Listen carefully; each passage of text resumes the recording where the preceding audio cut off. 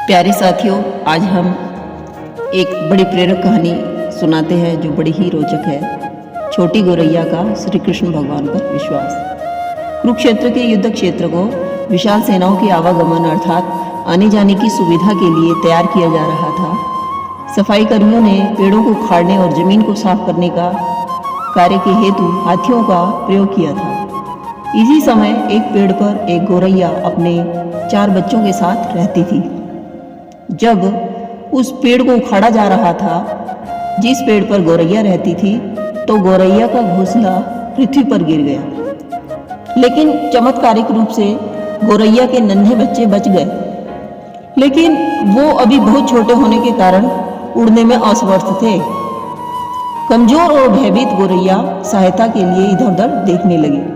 तभी उसने भगवान श्री कृष्ण को अर्जुन के साथ वहां आते हुए देखा, जो कि युद्ध के मैदान की जांच कर रहे थे और युद्ध की शुरुआत से पहले जीतने की रणनीति तैयार जो करनी थी। गौरैया ने श्री कृष्ण भगवान के रथ तक पहुंचने के लिए अपने छोटे छोटे पंख फड़फड़ाए और किसी प्रकार गौरैया श्री कृष्ण भगवान तक जा पहुंची। गौरैया ने विनीत स्वर में भगवान से कहा, हे कृष्ण, कृपया मेरे बच्चों को बचाओ, क्योंकि युद्ध शुरू होने पर उन्हें मैं सुरक्षित कर देना चाहती हूँ। सर्वव्यापी भगवान श्री कृष्ण भगवान बोले, मैं तुम्हारी बात सुन रहा हूँ, लेकिन मैं प्रकृति के नियमों में हस्तक्षेप नहीं कर सकता हूँ। अब गौरैया ने कहा, हे भगवान, मैं जानती हूँ कि आप मेरे उद्धार करता हैं। मैं अपने बच्चों के भाग्य को आपके हाथों में सौंपती हूँ। अब यह आपके ऊपर है कि आप उन्हें बचाते हैं या मारते हैं। गौरैया ने विश्वास और श्रद्धा के साथ भगवान से कहा, हे प्रभु, आप कैसे और क्या करते हैं वह मैं नहीं जानती हूँ। आप स्वयं काल के नियंता हैं, यह मुझे पता है। मैं सारी स्थिति एवं परिस्थिति एवं स्वयं को परिवार सहित आपको समर्पित करती हूँ। तब भगवान बोले, अपने घोंसले में 3 सप्ताह के लिए भोजन को संग्रहित करके रखो। इधर गौरैया और श्री कृष्ण के संवाद से अनभिज्ञ अर्जुन गौरैया को दूर उड़ाने की कोशिश करते हैं। गौरैया अपने घोंसले में वापस चली जाती है।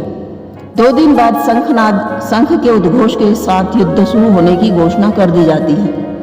भगवान श्री कृष्ण ने अर्जुन से कहा कि अपने धनुष और बाण को मुझे दे दो। अर्जुन चौंका, क्योंकि स्वयं कृष्ण ने तो यह शपथ ली थी कि युद्ध में कोई भी अस्त्र शस्त्र नहीं उठाएंगे। विस्मित अर्जुन से धनुष लेकर भगवान श्री कृष्ण ने एक हाथी को निशाना बनाया था, लेकिन हाथी को मार गिराने की बजाय तीर हाथी के गले की घंटी में जा टकराया और उससे एक चिंगारी सी निकली और बड़ा शोर हुआ। अर्जुन यह देखकर अपनी हंसी नहीं रोक पाया कि भगवान कृष्ण एक आसान सा निशाना भी चूक गए। अब अर्जुन ने बड़े प्रयास से कहा कि प्रभु, मैं प्रयास करूं। अर्जुन ने स्वयं को प्रस्तुत किया। अर्जुन की प्रतिक्रिया को नजरअंदाज करते हुए भगवान ने उन्हें धनुष वापस कर दिया और कहा कि कोई और कार्यवाही की आवश्यकता नहीं है।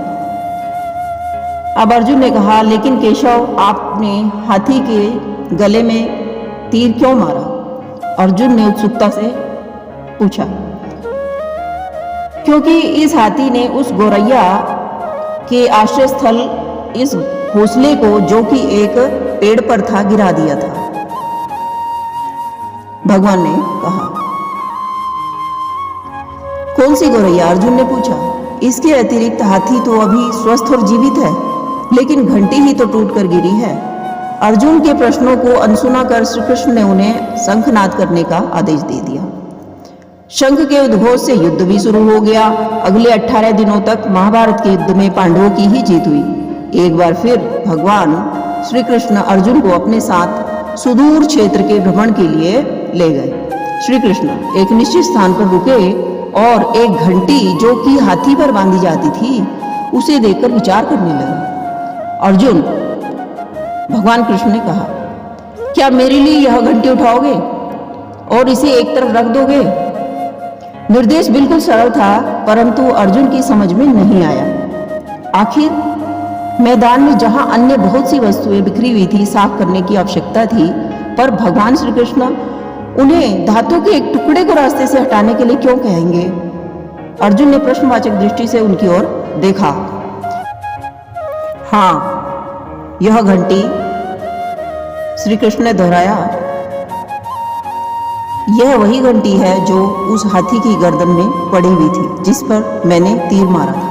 अर्जुन बिना किसी और सवाल के उस घंटी को उठाने के लिए झुक गया। जैसे ही उन्होंने घंटी उठाई तो मानो सदा के लिए उनकी दुनिया ही बदल गई। 1, 2, 3, 4, 5 युवा पक्षियों और उसके बाद गौरैया उस घंटी के नीचे से निकले और भगवान श्री कृष्ण के चारों ओर मंडराने लगे, मानो बड़े आनंद से उनकी परिक्रमा कर रहे हों, क्योंकि 18 दिन पहले भगवान कृष्ण द्वारा काटी गई घंटी से ही तो पूरे गौरैया के परिवार की रक्षा जो हो सकी थी। मुझे क्षमा कर दो हे श्री कृष्ण, अर्जुन ने कहा। आपको मानव देह में देखकर मैं और सामान्य मनुष्यों की तरह व्यवहार करने लगा था और मैं भूल गया था कि आप वास्तव में कौन हैं। शिक्षा, आइए हम ही तब तक इस घंटी के नीचे विश्राम करें जब तक कि ये हम पर से हमारे लिए न उठाई जाए। कृपया इस कहानी के विषय में अपने विचार व्यक्त करें। जय जय श्री कृष्ण।